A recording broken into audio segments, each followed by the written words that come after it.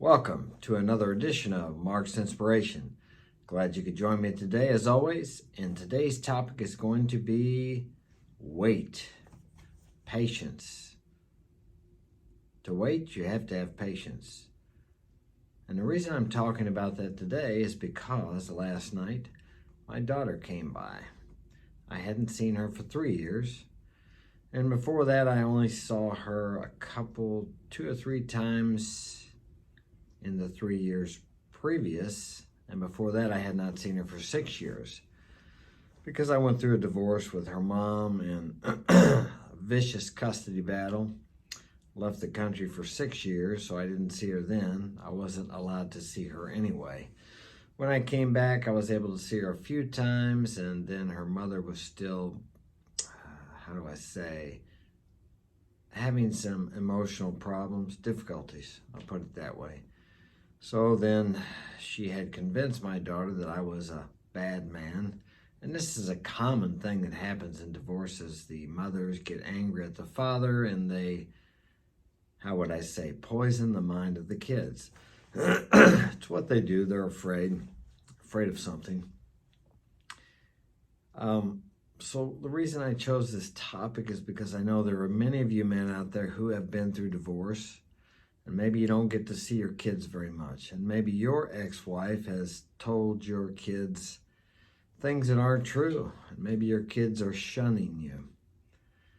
The first thing you need to do is to realize that there's not much you can do about it, okay? But there is one thing you can do. You can accept the situation for what it is. You can work on yourself. Try to eliminate all resentment you have towards your ex, no matter what she's done. Now, you may think, well, that's easy for you to say, Mark. No, it's not easy for me to say. I had 2, maybe 3 of my ex-wives accuse me of molesting and abusing my kids. More than once. I would say it happened at least 3 to 5 times. No, probably more like 4 to 6. I've had my children taken away from me by the Division of Family Services, the juvenile office.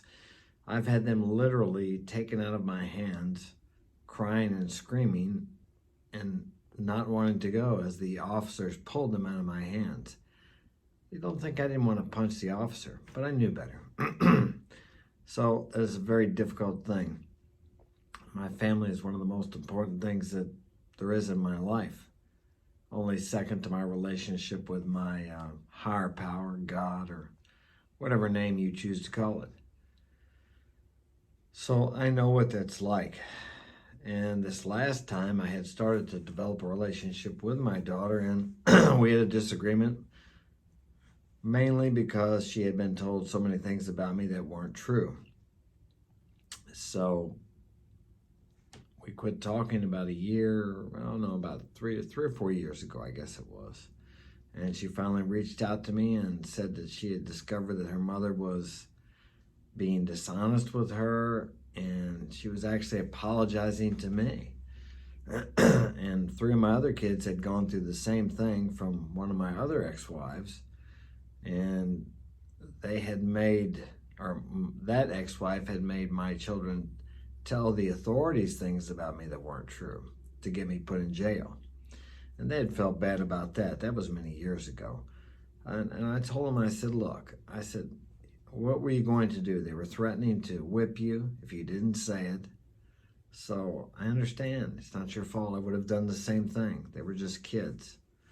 And then here my daughter wrote me a letter about 2 months ago and was apologizing to me because she had believed everything her mother told her. And I said, I'm not angry with you. She was afraid I was going to be angry with her, just as my sons were afraid when they did that.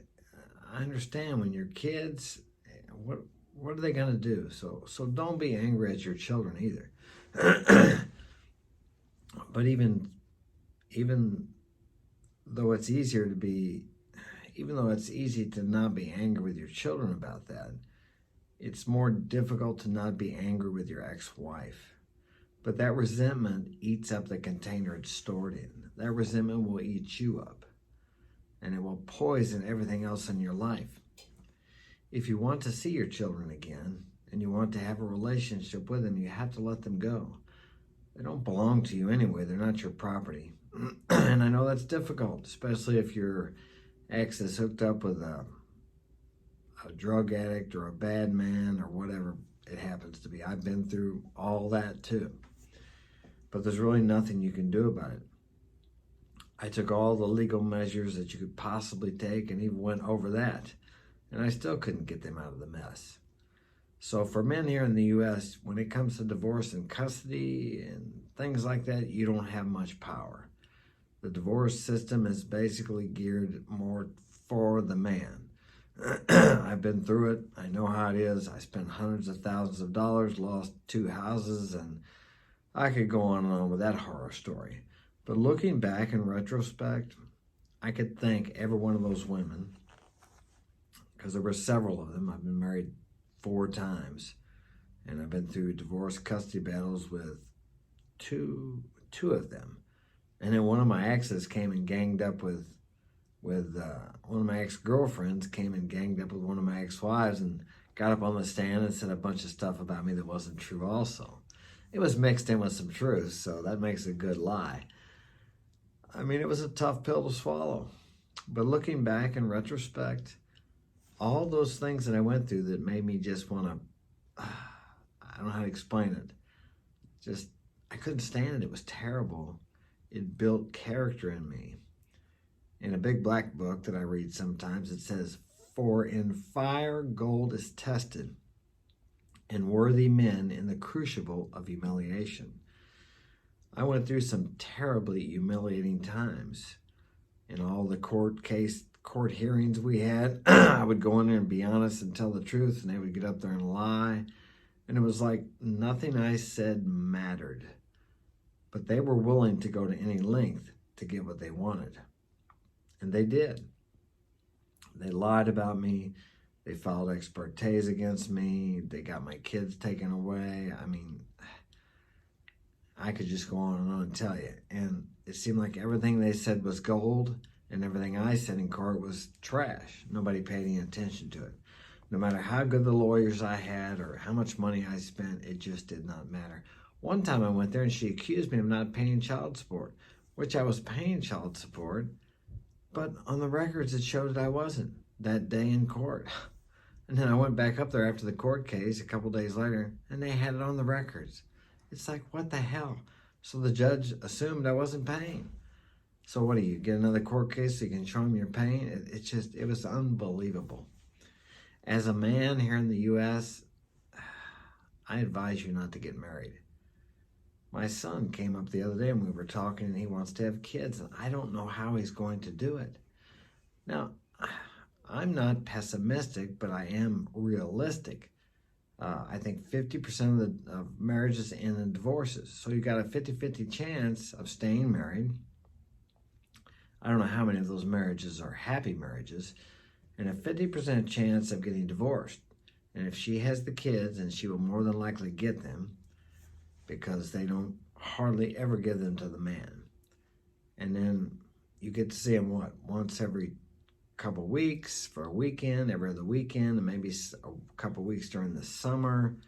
And whoever she marries is going to be, or whoever she lives with is going to be the man that is around your son the most. Whether he be a drug addict or a good man, it's still not going to be you. And you don't have much say in how that kid is raised from then on. So I really didn't know what to tell my son, except go out of the country and have a child. First, put yourself in a financial situation. Get your status and your income up there, make some bucks, so you could have a child in another country, where a third world country, where like Latin America, South America, or you could go overseas, Asia, where you can support that woman and your child, and just go visit once a year or several times a year, or however often you can afford it, until that child gets big enough, and then they can come and live with you. I mean, that's kind of extreme, but I don't know how you could have a child here safely. Now, men of old were gone for months, even years at a time, and the mother raised the kids. Okay, you might say, well, what's the difference between that and having a child here? and then having the mother divorce you. Well, the difference is that mother in the third world country, you could give her whatever it takes to raise the kid and take care of her, is much cheaper than what you're going to pay a woman here for 18 or 21 years. And anytime your income increases, she can take you back to court and get more money. And you're not going to have much say. And in contrast to if you have a woman mother your child in a third world country, she will be glad to be getting that money every month, and she will be more of a traditional woman who will listen to what you're saying. And you also have the leverage of you could always take that money away, okay, or decrease it if she's not taking care of your child correctly or not living the lifestyle that you're providing her the money for. As we're here in the States, you could be giving her money, which I've done every month, paying hundreds of dollars or even thousands, and she could be living with a drug addict and they could be partying on your money. I've experienced that, and there's nothing you can do about it. You may think, oh, I can take her to court, I can do this, I can do that. No. I hired detectives, I proved in court that she was using drugs, methamphetamine. Didn't make any difference. Well, that was quite a few years back. It's a little different now, it's gotten better. But you really need to think, as a high status male or high value male, you need to really think before you decide to have a child with a woman, whether you marry her or not here in the States. It's a big risk to get married or to have a child. You could end up paying for the next 21, 22 years if the child decides to go to college. I believe in marriage, but I believe in marriage where the man has say over how the children are raised and can lead the relationship. And excuse me. And the divorce laws here in the state, and I've been through divorce 3 times and the vicious custody battle and all that, the whole 9 yards. So you have no power as a man when it comes to the divorce courts and custody. Very little power.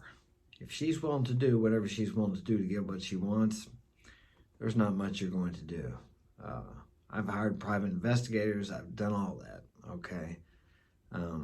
That can give you a little leadway, but depending on where you live in the States, that may not make any difference either. Because what she'll do if you prove she's a drug addict or a bad mother, she'll either get into counseling or a drug program, a 30-day treatment. When she comes out, she's all better and fixed, and they'll give her the kids back. Okay, that's the way it works. She can always come back and say, well, I'm better now, and everything's good.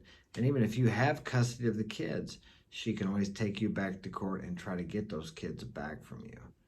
And it's much easier for her. Also, in my state, in a divorce, if she wants to divorce you and she can't afford to, the state can make you pay for her lawyer to take everything from you. I've had that happen to me too. So look, I love women. I believe in marriage. I married 4 times. I believe in it. But if they don't want to stay married to you, it's like the one that left me. She said, you're the mother of the daughter that came over last night that I hadn't seen in 3 years. It's a wonderful thing. She said, you're a good father and a good husband, but I just can't live this kind of life.